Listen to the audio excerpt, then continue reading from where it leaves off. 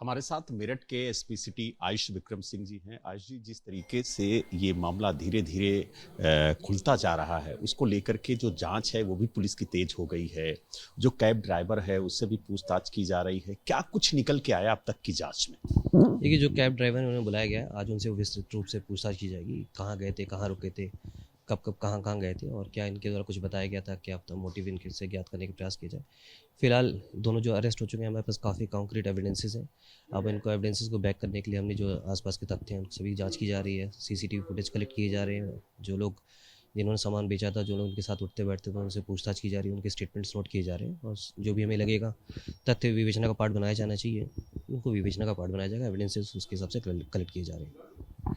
Meerut police की एक team Himachal भी गई हुई है। क्या कुछ वहां से जानकारी मिली है? एक टीम मेरठ के अंदर भी जांच कर रही है, तो क्या 2 टीमें लगाई गई हैं या इससे ज़्यादा टीमें लगाई गई हैं इस पूरे मामले में इन्वेस्टिगेशन के लिए? जी, एविडेंस कलेक्ट करने के लिए अलग अलग टीम्स लगाई गई। एक टीम हमने हिमाचल प्रदेश भेजा है, जहाँ जहाँ ये लोग होटल्स में रुके थे वो लोग आज निकल गए हैं। और जो यहाँ पे लोकल लेवल पे हमारी एक टीम लगी हुई थाने की, जो एविडेंस कलेक्ट कर रही है। जो आईओ है इसमें इंस्पेक्टर साहब, वो अपने स्तर पे जो भी बयान वगैरह नोट कर रहे हैं और जो हमारे केस डायरीज हैं उसका पार्ट बना रहे हैं। कब मेरठ से ये लोग हिमाचल के लिए निकले थे, कहाँ कहाँ रुके थे और कब मेरठ वापस आए, और आने के बाद कितनी देर बाद पुलिस को इस पूरे मामले की जानकारी हुई और फिर गिरफ्तारी? देखिए, ये लोग 4 तारीख की शाम को 6 बजे, जो मुस्कान का कहना था, उसके स्टेटमेंट के हिसाब से 4 तारीख की शाम को 6 बजे लोग निकले थे कैब से। और ये लोग शिमला, मनाली और कसौल, जैसे बताया था साहिल ने, कि 3 जगह गए थे। जो कैब ड्राइवर है उसको आज बुलाया गया पूछताछ करने के लिए। ये लोग 4 तारीख से लेकर 17 तारीख तक, 17 को वापस आए थे। 4 को गए थे, 17 की रात में ये वापस आए थे। अब इन सभी चीज़ों को इसमें जांच की जा रही है और कैब ड्राइवर को भी बुलाया गया पूछताछ करने के लिए कि जो इन्होंने बहुत बताया कहाँ तक वो सच है और किस किस होटल में रुके थे, कब कब कहाँ रुके थे, उसके बारे में जानकारी की जा रही है। आईजी, अगर बात की जाए तो इन लोगों ने साहिल का बर्थडे भी मनाया, साथ ही वहाँ पर होली मनाई। जिस तरीके की तस्वीरें निकल के आई उससे ऐसा लग रहा है कि लोगों को कोई पछतावा नहीं था इस पूरे कृत्य को करने के बाद भी। देखिए, सारी चीज़ों को एविडेंस का पार्ट बनाया जाएगा और इसमें जैसे मैंने बताया कि काफ़ी गंभीर अपराध किया है इन्होंने, बहुत ही इनका कृत्य जो है। तो हम लोग सभी को एविडेंस का पार्ट बनाएंगे और कोशिश करेंगे कोर्ट के सामने भी पेश करने के लिए, ताकि इनको कड़ी से कड़ी सजा दी जा सके।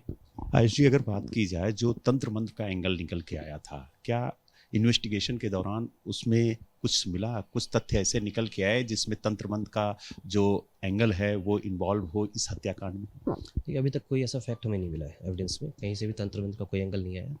जैसे मैं पहले भी बता चुका हूँ, ये सुपरस्टिशियस था और इसका फ़ायदा मुस्कान ने भी उठाया था और ये भी इस चीज़ का कहीं ना कहीं अपना फ़ायदा उठा रहा है अपने आप को बचाने के लिए। तो अभी तक कोई ऐसा एंगल हमें नहीं मिला है। हमने घर की भी तलाशी ली, सब कुछ किया, इनके फ़ोन्स वगैरह भी चेक किए गए, उसमें कोई भी तंत्र मंत्र का एंगल नहीं आया। लेकिन जिस तरीके से मरी हुई माँ से बात कराना, घर के अंदर शैतान की तस्वीर बनना, बिल्ली का मिलना, शराब मिलना, तमाम ऐसी सामग्री मिलना जो तंत्र मंत्र में इस्तेमाल होती है, तो क्या ये पूरी प्लानिंग के तहत किया गया था या फिर वाकई तंत्र मंत्र का कोई इन्वॉल्वमेंट? लेकिन इनको रिमांड पे लेके विस्तृत पूछताछ की जाएगी। फिलहाल जैसे मैंने बताया, जो अभी तक एविडेंस मिले, फ़ोन्स, रिकॉर्डिंग्स वगैरह मिले, मुस्कान द्वारा इसको गुमराह करने की कोशिश की थी और इसको कन्विंस करने की कोशिश की गई थी ताकि ये अपने इसके साथ रहे। अभी तक फ़िलहाल ऐसा कोई एविडेंस नहीं मिला। बाकी इस पे लगातार पूछताछ जारी है और आसपास लोगों से भी पूछताछ कर रहे हैं हम लोग। अगर कोई एविडेंस मिलेगा, जैसे कि अगर जो केस से रिलेटेड हो सकता है, हमारे एविडेंस का पार्ट बनाया जा सकता है, तो हम लोग डेफिनेटली इसको पार्ट बनाएंगे। एक आखिरी सवाल, जो मृतक सौरभ है उसकी माँ का कहना है कि जो उसकी नाती है, यानी जो सौरभ की बेटी है, वो बार बार ये कह रही थी कि पापा ड्रम में हैं, तो क्या उसके सामने हत्या की गई? क्या जांच में ऐसा कुछ निकल के आया? देखिए, अभी तक ऐसा कुछ नहीं निकल गया है, क्योंकि जो बच्ची थी वो उस दिन अपनी नानी के यहाँ थी और हत्या उसके बाद में की गई थी। प्रोबेबली जब ये एक्सप्लेन कर रही थी अपने घर वालों को, तब बच्ची ने सुन लिया और उसके बाद ये बोल रही हूँ। इसके बारे में जानकारी की जाएगी और इनसे भी लगेगा हमें विवेचना पे पार्ट बनाया चाहिए जाना चाहिए, तो बच्ची से भी हम लोग उसके भी स्टेटमेंट्स को शामिल करने का प्रयास करेंगे। यानी कुल मिला के ये कह सकते हैं कि पुलिस सभी पहलुओं पर जांच कर रही है। बिल्कुल, सभी एंगल्स पे जांच की जा रही है, सभी से पूछताछ की जा रही है और जैसे मैंने बताया, जो भी तथ्य हमें लगेगा कि हमारी विवेचना को शामिल किया जा सकता है, उस एविडेंस हमें स्ट्रांग बनाया जा सकता है, जो केस को मजबूत कर सकता है, डेफिनेटली उसको हम लोग सम्मिलित करेंगे।